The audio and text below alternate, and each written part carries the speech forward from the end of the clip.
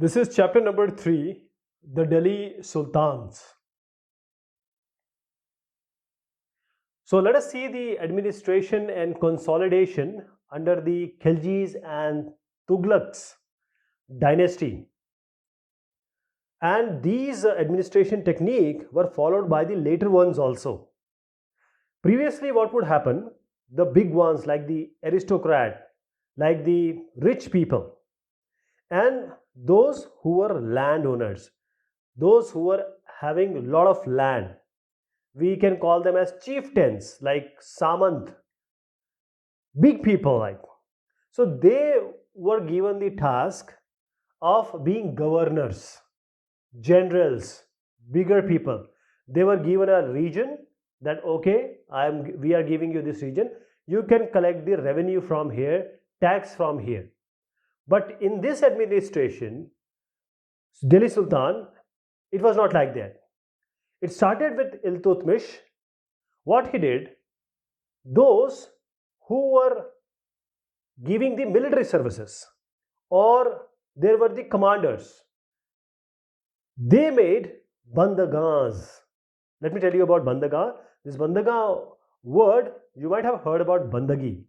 So this bandagi has come from here only.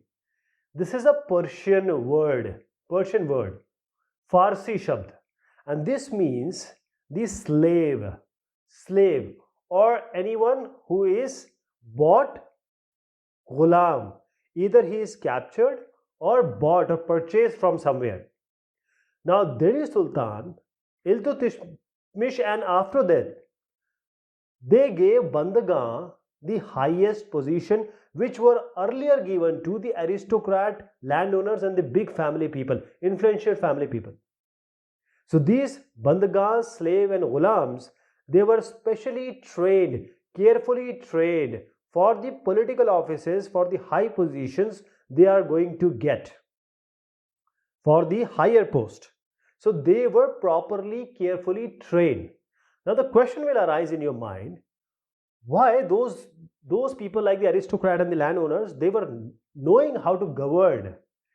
They are born to do this, as we assume generally. Why bandagas were given their task? You know, the Khiljis and the Tughlaqs, those people, they know that these bandagas or the slaves, they are totally dependent on us.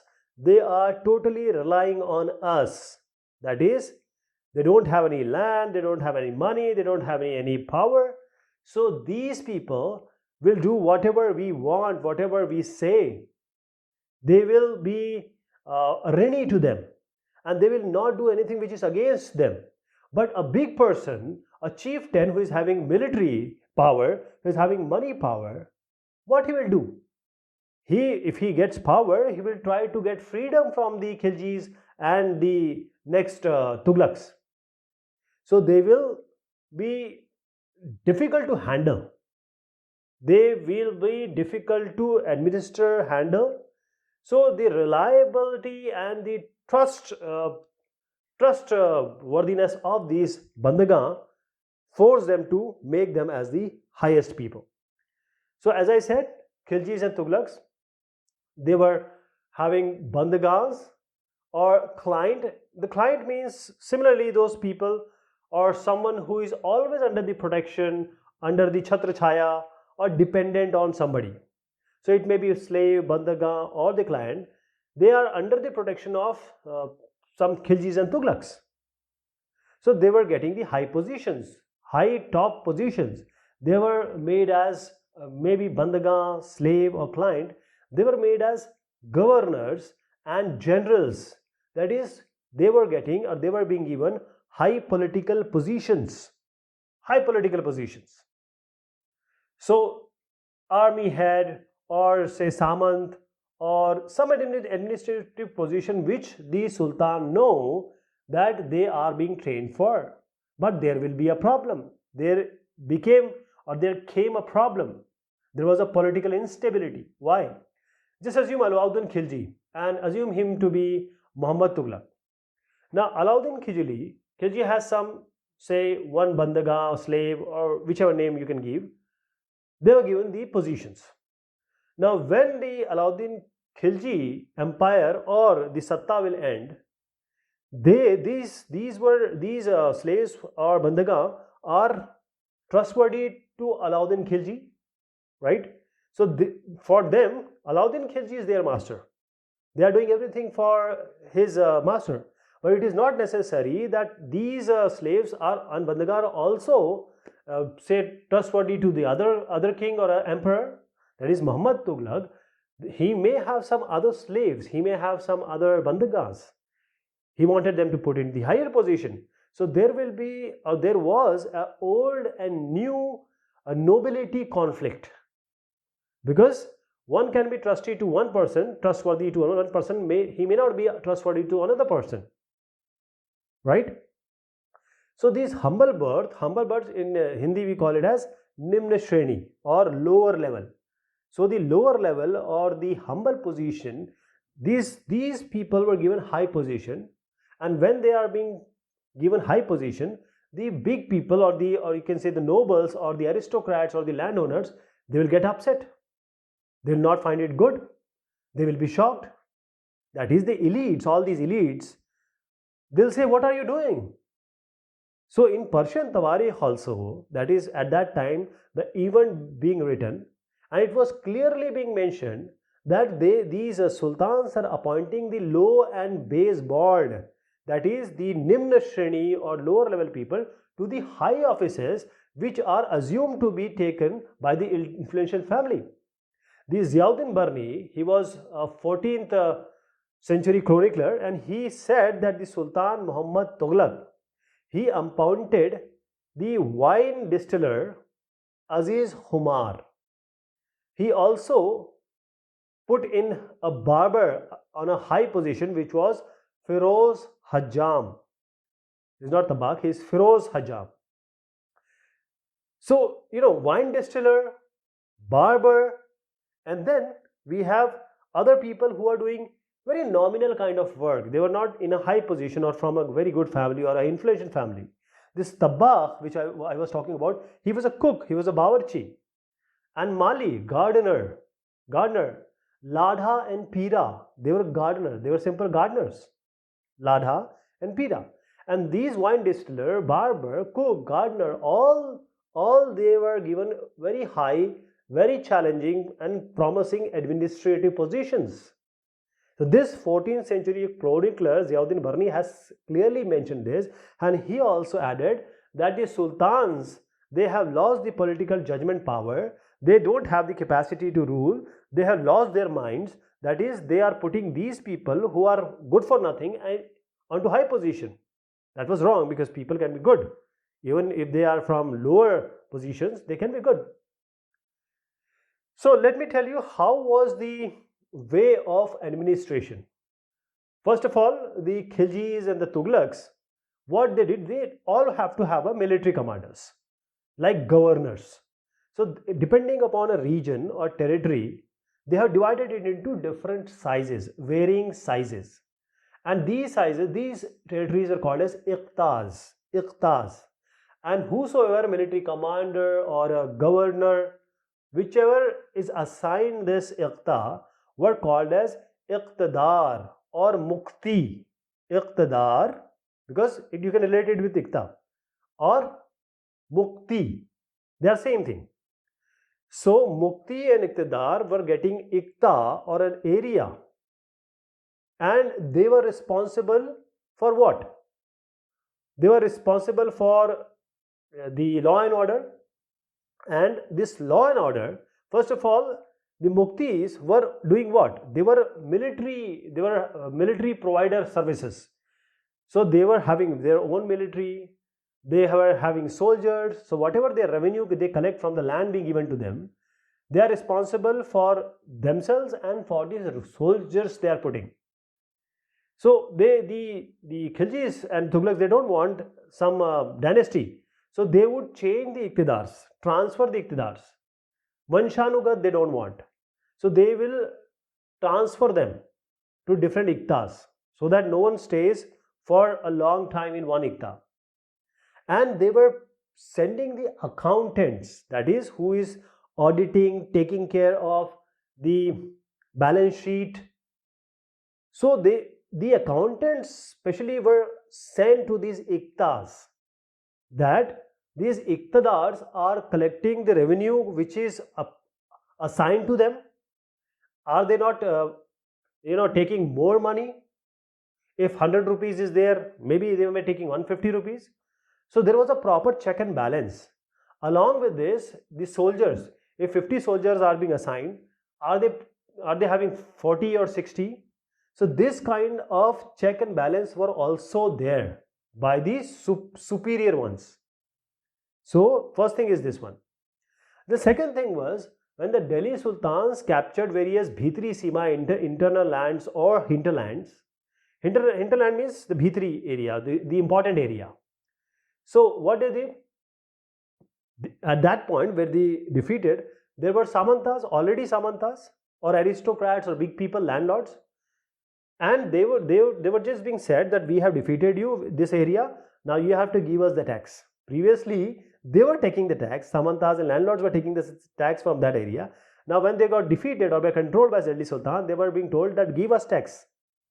And the older chieftains, right, the revenue collectors or collection of tax, lagan, kar, which were closer to these sultans, they were sent here.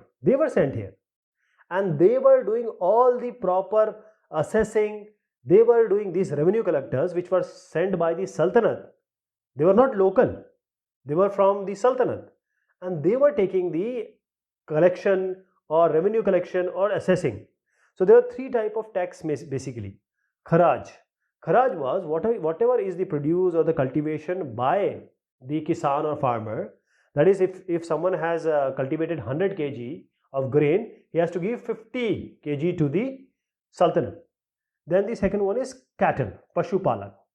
And third one is those who are having houses, they have to give house tax. Today also we give house tax. Now there was just a bit that, when they expanded their empire, it became difficult to control each and everyone. For example, you have Bengal, Sindh or South India region. Now how to control all this wide region? So, slowly and gradually, the chieftains or the local rulers, local leaders, they came out and they became powerful. That is, Alauddin Khilji and Tughlaqs were so strong, they would capture areas. But whenever they leave, or after some time, these areas were liberated, or they will be having some more chieftains, local chieftains. So I'll tell you about Ibn Battuta. Ibn Battuta is a very famous traveler, so you have to keep him in mind. He is also a 14th century traveler. Ibn Battuta was from Morocco. He was 14th century traveler from Morocco, and he traveled a lot and he gave all the account of his traveling. So this is a very important source for our historians. So he said that there are various areas where we have bamboos. Bamboos means a wooden plank which is having hole. So just there people would live. They were living their life. They are protecting themselves also. So in order to capture themselves, it is very difficult because the bamboos, they never catch fire. It has an air passing area. So they would come with prepared instruments and big army so that they can get control of these people who are living in bamboo. This was being said by Ibn Battuta. Now here is Genghis Khan. Please remember this Genghis Khan, because whenever I talk about Mughals, his name will come. Genghis Khan. He is, you can say, an ancestor of Mughals. So this Genghis Khan, in Hindi he is called as Changiz Khan. He was a Mongol and who invaded, that is, came into and fought Transoxiana, which is the present day Uzbekistan. Right? He was Mongol ruler, and the story related with him is he was quite cruel. So he Northeast Iran 1219 he captured, and then he started for Delhi Sultanate. Delhi Sultanate. Now Muhammad bin Tughlaq, initially he came, Alauddin Khilji at the end of his era he came. So how did this Khilji and Tughlaq, they fought him, or the invasion, how they actually handled him?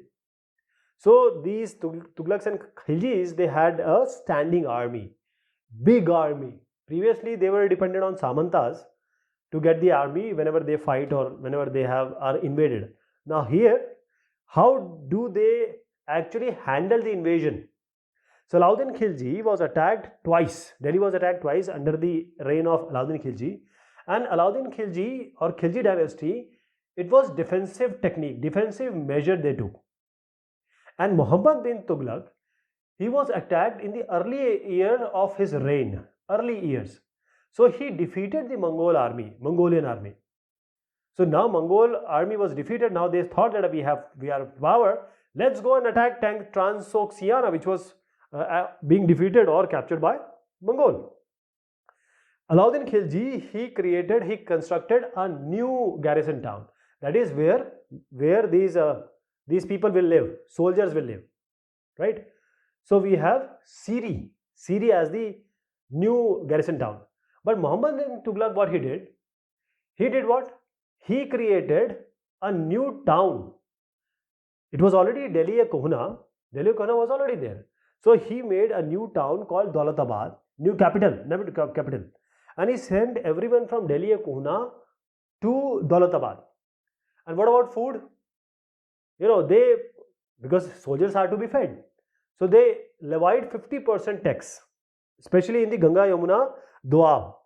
Here also Tughlaq also did the same thing, 50% tax. But the problem was, when the Tughlaq was there, Muhammad bin Tughlaq was there, this area had a famine, akal pad gaya, famine, right? So the soldier were being paid, Alauddin Khilji was paying them, and it was given in cash. So they will go to the merchants, and now the merchant would increase the price, would raise the price. So in order to stop this raising of the price, he sent his officer in order to get that is the maximum retail price kind of thing. That is prescribed rates. If anyone is doing this they will be punished also. So it's a kind of maximum retail price he fixed for all the stuff. Then Muhammad bin Tughlaq did what? He started token currency. He also gave this money in terms of token, and these tokens were cheap. They were not made up of gold and silver, and people were doing everything which is possible, which is counterfeiting it. Jali note banana. They created this token currency, and they are paying everything using this kind of currency. Okay. So this was the administrative measure. Alauddin Khilji administrative measure was praised. It was praised because the chronicler said that he fixed the prices, cheap prices, and also he handled the market supply in a proper manner, and also he controlled the invasion properly in a defensive measure or defensive way. But the Tughlaq, how he actually handled, it was being criticized. It was a failure. First of all, he went to Transoxiana. He wanted to invade it. Then Daulatabad he shifted. All the people from Delhi Kohana were sent to Daulatabad. Then when he was levying tax, it was famine, akal pad gaya. Then Ganga Yamuna belt, rebellion, people rebelled him against him, and token currency he has to recall because it was forfeited. So in a conclusion, we can say that the Alauddin had a defensive measure. You invade us, we will fight with you. And Muhammad Tughlaq has an offensive measure, military offensive against Mongols. So that created a lot of resources input.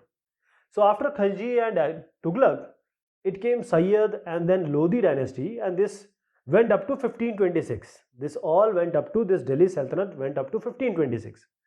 And then Jaunpur, Bengal, Malwa, Gujarat, Rajasthan, and entire South India, if you see, there were independent rulers which came up.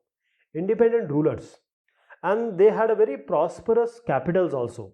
Big capitals, prosperous capitals. So they were ruling that area now. So after that, there were Afghans and Rajput. Emergence of new ruling groups also came. We will talk about this in Mughals also, Mughal Empire. So just remember, Afghans and Rajput also came in.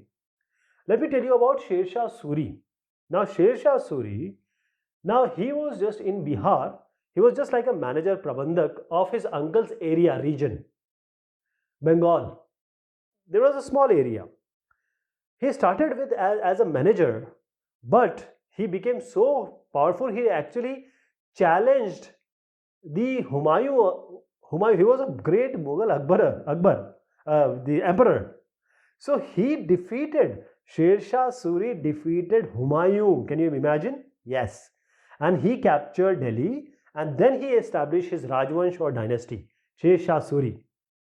And whatever Alauddin Khulji has done, all the elements, good elements, he took them, and he also added his type of administration. He just were there for 15 years, but it was a model. The administration he did was a model and still being followed, right? And this model was followed by whom? Was followed by Akbar, the greatest Akbar, that is the Mughal Empire ruler. So he actually took the idea of Sher Shah Suri. Now at that time, if I take you to France or European country, at this time there was a new formulation, there was a new idea of three orders, Teen Shredi, new order. Now here it was being said that in the 11th century, the time is around 11th century, it was being said that the society is mainly categorized into three parts. First is those who pray, priest, fathers, that is who are related to church.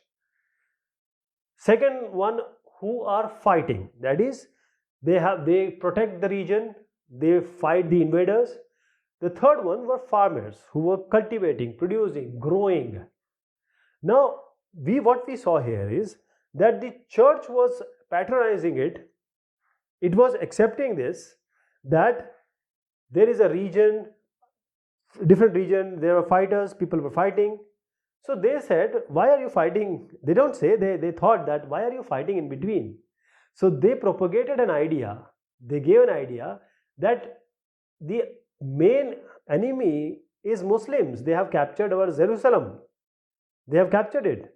So go there and fight with them. So there were a new group of fighters which evolved that was called Knights, Knigts, GHTS. These is Knights. And these knights were fighters, and they were being propelled by the idea of killing Muslims in Jerusalem, and they started crusades. Crusades means Dharma Yuddha. Crusade means Dharma Yuddha. And it was started because of this. It was these people who are knights were coming from very general, very normal background. So now everyone, nobles were also saying that we are knights. We are knights. Okay, so this is what else was going on. So this is all about this topic. Thank you so much. Take care of yourself.